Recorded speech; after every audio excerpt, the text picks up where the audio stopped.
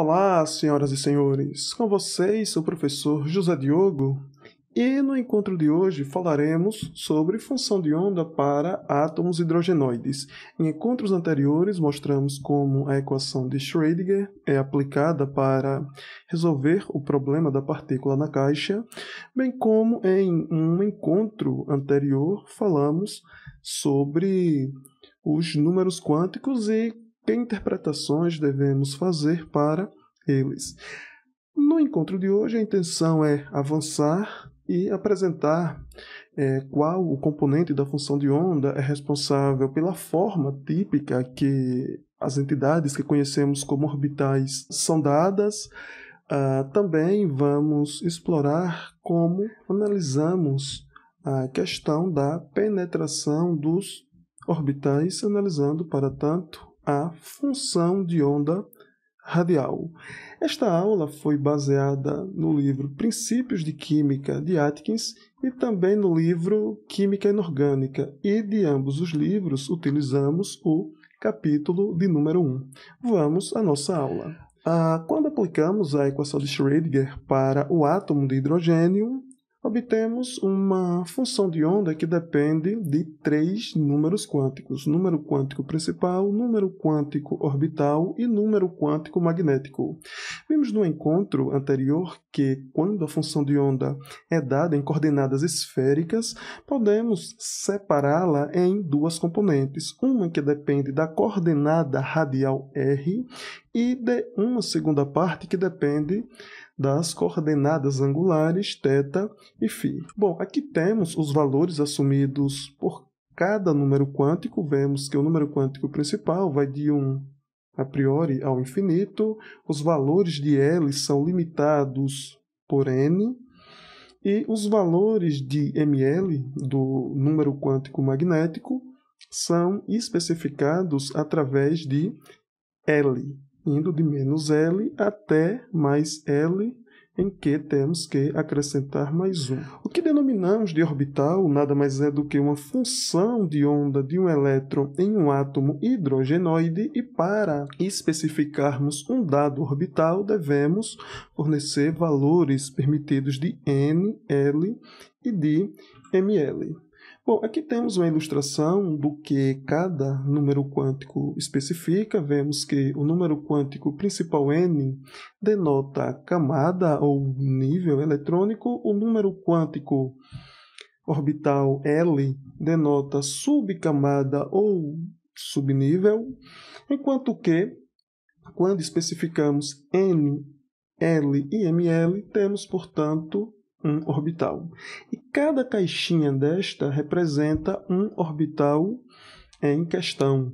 Aí vemos o seguinte, por exemplo, quando consideramos n igual a 2, temos que os valores permitidos de L são 0 e 1. Para L igual a 0, o único valor de ml permitido é aquele igual a 0. Já para L igual a 1, os valores permitidos de ml são menos 1, 0 e mais 1. Aí, por exemplo, essa caixinha que é denotada por n igual a 2, L igual a 0 e ml igual a 0, corresponde ao que chamamos de orbital 2s. E a mesma analogia pode ser feita para as demais caixinhas que denotam orbitais. Então, avançando, quando lidamos com o hidrogênio e focamos mais especificamente na função de onda, que é caracterizada por n igual a 1, L igual a 0 e ml igual a 0, esta é a forma analítica do orbital. Esta parte destacada em azul corresponde à função radial, e esta parte destacada em vermelho corresponde à função angular. E um aspecto interessante da função 1s é que o componente angular não depende dos ângulos. Isto indica que este orbital apresenta uma forma esférica. Vemos que A função de onda depende de A0 e A0 corresponde ao raio de Bohr, o qual é dado por estas constantes físicas fundamentais.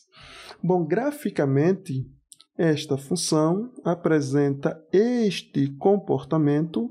Vimos em encontros anteriores que o quadrado da função de onda sinaliza a probabilidade de encontrarmos o elétron em uma certa região do espaço.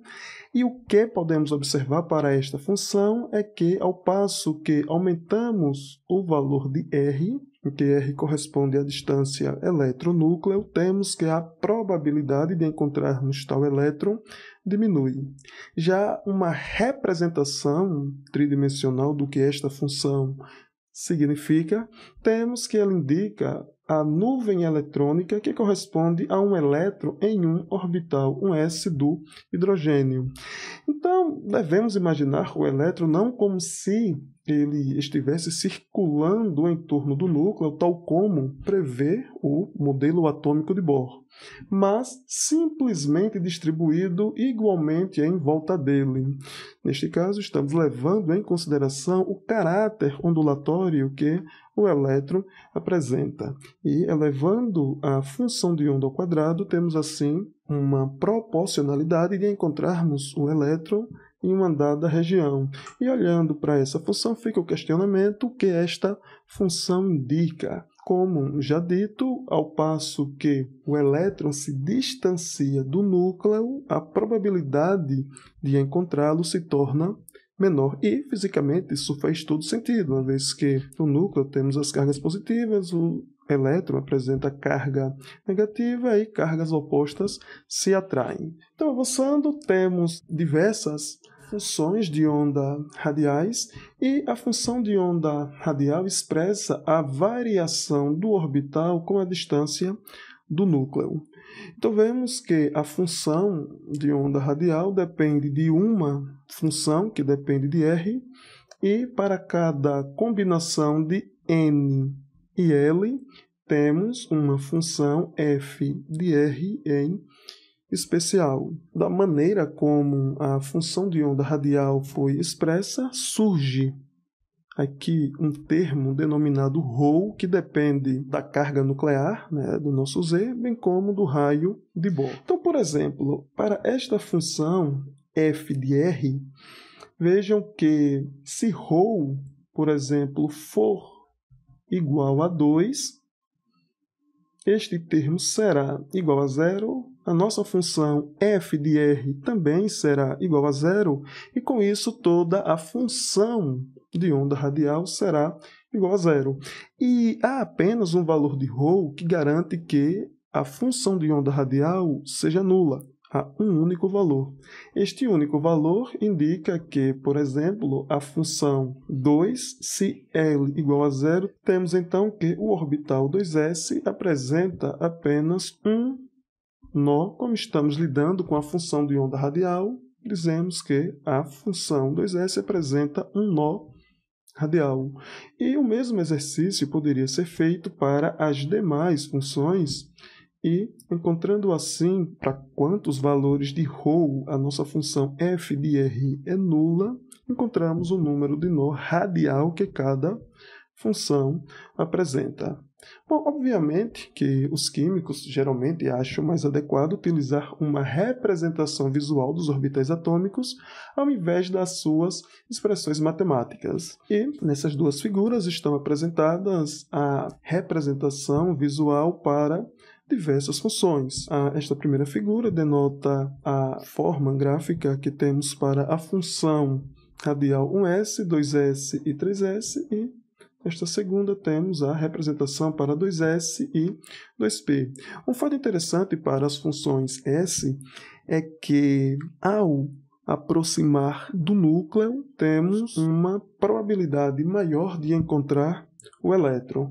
E, embora um elétron em um orbital s possa ser encontrado no núcleo, vejam que poder ser encontrado não significa que será encontrado no núcleo, até porque se o elétron fosse encontrado no núcleo, teríamos aí uma inconsistência predita pelo princípio da incerteza, de que não saberíamos exatamente a posição e a velocidade do elétron. Se o elétron estar no núcleo, isso significa que sabemos a sua posição, mas não poderíamos afirmar algo a respeito da velocidade. Nesse caso, o elétron poderia assumir uma velocidade muito grande e, com isso, ser retirado do núcleo.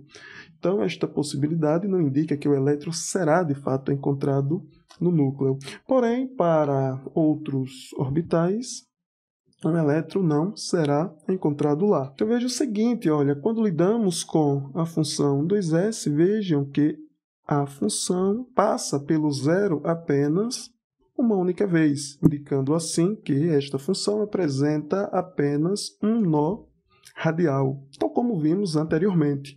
Veja que para o caso da função 3s, a função passa pelo zero uma vez, justamente onde a função 2s também passa, bem como uma segunda vez.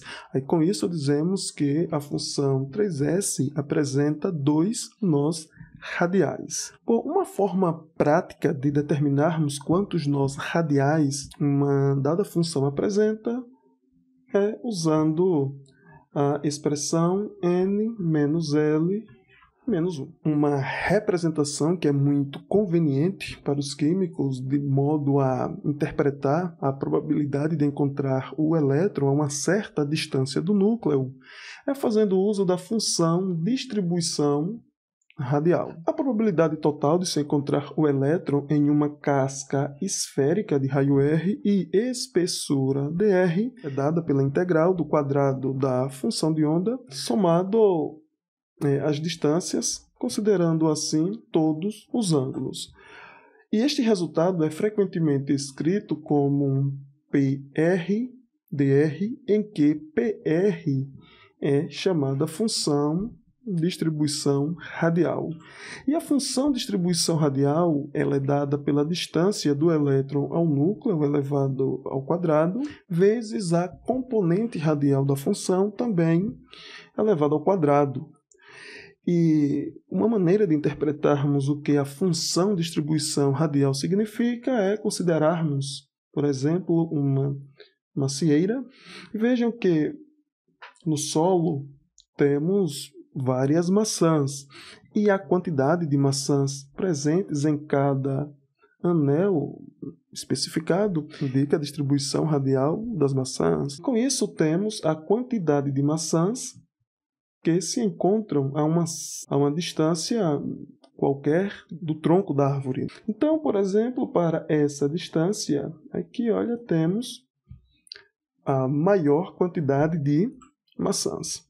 Então, para ilustrar para o orbital o que temos, então veja o seguinte, temos que para a função 1s, por exemplo, temos este comportamento aqui, a função R2 apresenta este outro comportamento, e se multiplicarmos as duas funções de modo a ter a função distribuição radial, vejam que obtemos uma função com este formato aqui, olha. E neste caso, a probabilidade máxima de encontrarmos o elétron não está no núcleo, precisamente, e sim a uma certa distância dele. Em geral, a distância mais provável de se encontrar um elétron decresce à medida que a carga nuclear aumenta. Por quê? O R máximo apresenta uma relação inversa à carga nuclear. Quanto maior a carga nuclear, menor será essa distância cuja probabilidade de encontrarmos o elétron é máxima. E a razão disso é que quanto maior a carga nuclear, evidentemente que maior será o efeito da atração do núcleo sobre os elétrons, fazendo com que os elétrons sejam encontrados mais próximos ao núcleo. Então, ainda explorando a função distribuição radial, a função distribuição radial permite-nos avaliar o quão fortemente o elétron está sendo atraído. Então, consideremos a função de distribuição radial para as funções 1s, 2s e 3s. Para a função 1s, o R máximo é encontrado mais próximo ao núcleo. Para a função 2s, temos uma certa probabilidade de encontrarmos o elétron próximo do núcleo, mas essa probabilidade é muito menor do que aquela que observamos para a função S. E para o caso 3s, esta probabilidade de encontrarmos o elétron próximo ao núcleo é menor ainda do que aquela que vimos para 2s. Veja que eu estou associando probabilidade à área sob a figura. Para o caso 2s e 2p, vejam que a probabilidade de encontrarmos o elétron, que é descrito pela função 2s, apresenta a probabilidade maior de ser encontrado mais próximo ao núcleo do que um elétron que é descrito pela função 2p. Então, como o elétron descrito pela função 2s tem esta maior probabilidade de ser encontrado mais próximo ao núcleo, dizemos que o elétron 2s é mais penetrante do que o elétron 2p, do que o elétron descrito pela função 2p. Em geral, nós temos que, para o mesmo L, portanto, aqui L igual a zero, quanto menor o valor do número quântico principal, mais penetrante será o orbital. Vamos agora explorar as funções de onda angulares. As funções angulares dão a forma dos orbitais e sua orientação no espaço. Então vejam que, especificando determinados valores de L, então vejam que se L igual a zero, a forma típica que a função angular YLML fornece é de uma esfera, indicando que a nuvem eletrônica que representa o elétron, que é descrito pelo orbital S, uma vez que L igual a zero, S é de forma esférica. Vejam que se L igual a 1, temos, portanto, o orbital P, a nuvem eletrônica correspondente já apresenta um formato de Altair. E ao mudarmos o valor de ml, temos que a orientação do orbital muda. Para ml igual a zero, temos que o orbital P está centrado no eixo Z. Para ml igual a 1, temos que o orbital estará centrado ao longo do eixo X. E se ml igual a 1, temos que o orbital estará centrado no eixo Y. Então, ao passo que L denota a forma do orbital, ml indica a orientação do orbital, e para termos estas representações, precisamos apenas plotar estas funções e converter os valores para coordenadas cartesianas x, y, z, para assim termos tais representações. Todos os orbitais com L maior que zero têm amplitudes que variam com o ângulo, ou seja, apenas para o orbital S temos a forma esférica e para esta representação gráfica não temos dependência com as funções angulares. Explorando agora a variação angular dos orbitais atômicos, temos que a superfície limite do orbital define a região do espaço dentro da qual há uma alta probabilidade, normalmente essas funções são plotadas de forma a denotar uma probabilidade de 75% de o elétron ser encontrado. Por que não 100? Veja o seguinte, que o orbital ele não apresenta uma fronteira muito bem definida. Daí, a especificação dessa probabilidade nos permite obter uma fronteira mais delimitada. Então, a superfície limite de qualquer orbital S é esférica, como vimos anteriormente. As superfícies limite dos três orbitais P de uma dada camada são idênticas e apresentam este formato de Altair. A representação Px, Py, Pz é uma alternativa ao uso dos valores de ml e o uso dessa representação é bastante sugestiva porque nos dá indício de em qual eixo o orbital estará centrado. Bom, vale lembrar que um elétron não será encontrado em qualquer lugar do plano nodal. Para a função radial, denotamos o nó radial, e quando lidamos com a função angular, temos os planos nodais. E em nó, independentemente de ser radial ou angular, nós não encontraremos elétron ali. Um plano nodal corta o núcleo e separa as regiões de sinais positivo e negativo da função de onda. Então, essas duas cores que são utilizadas para denotar o orbital P, indica que, ao atravessarmos o plano nodal, o orbital muda de sinal. Uma pergunta a se fazer é quantos planos nodais tem um orbital S e um orbital P? Vejam, para um orbital S não observamos nenhum plano nodal, enquanto que para um orbital P denotamos apenas um plano nodal. E uma maneira prática de determinarmos quantos planos nodais um dado orbital apresenta é só identificar o L deste orbital, uma vez que um orbital com número quântico L tem L planos nodais.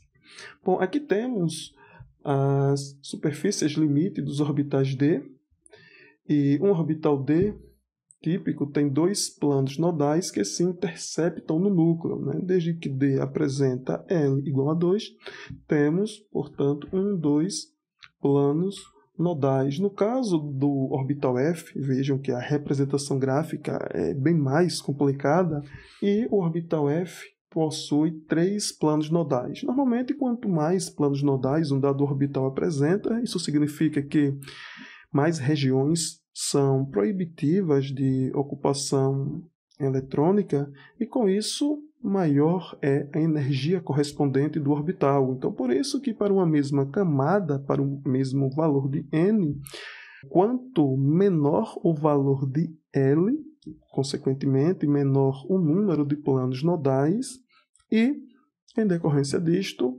menor será a energia do elétron. Sobre as funções angulares e radiais, era basicamente isso que tínhamos para tratar.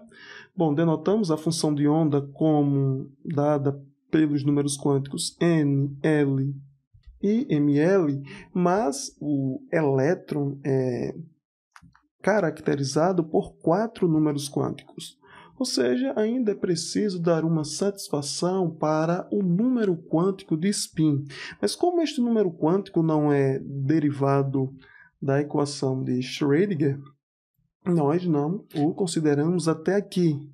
Mas a descoberta do número quântico ms, o número quântico de spin, foi feita através de um experimento realizado por Stern e Gerlach em 1922.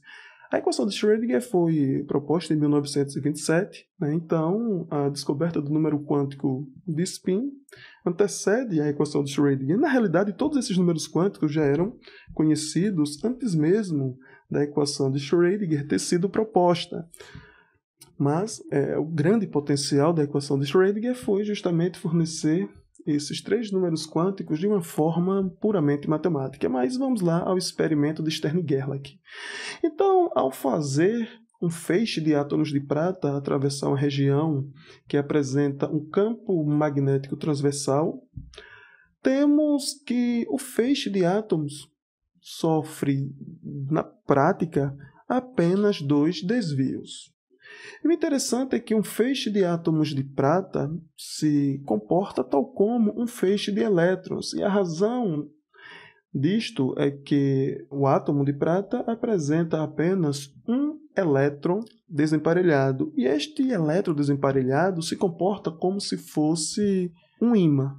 Então vejam que há algo no elétron que faz com que ele sofra apenas 2 possíveis desvios, enquanto que a previsão clássica seria de que teríamos uma probabilidade de vários diferentes tipos de desvios, o que foi observado foi que tínhamos apenas 2 desvios, sendo, portanto, uma previsão quântica. Esses 2 desvios foram, então, associados a uma propriedade intrínseca do elétron, o qual, classicamente, pode ser associada à rotação do elétron em torno de si próprio.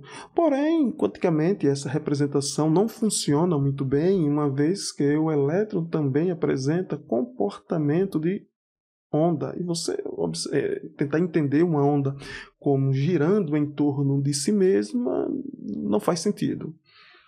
Mas os 2 desvios sofridos pelo elétron foram então interpretados a partir de 2 diferentes rotações que o elétron promove em torno de si.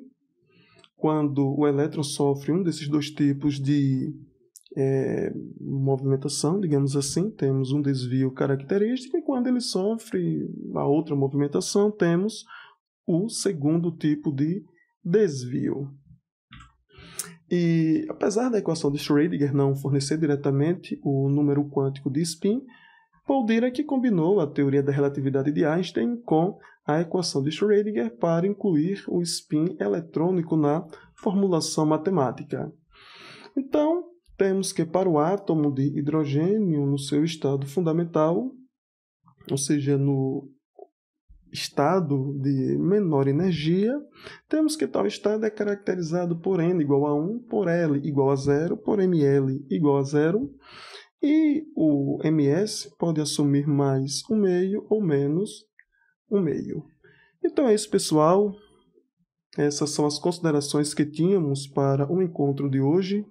Precisávamos discutir como a função de onda radial se comporta, quais informações são extraídas a partir da função de onda angular. Vimos que a função de onda angular é a responsável por dar a forma típica a que associamos a um dado orbital, e além disso precisávamos dar alguma satisfação a respeito do 4º número quântico, o ms, o qual assume os valores mais 1 meio menos 1 meio.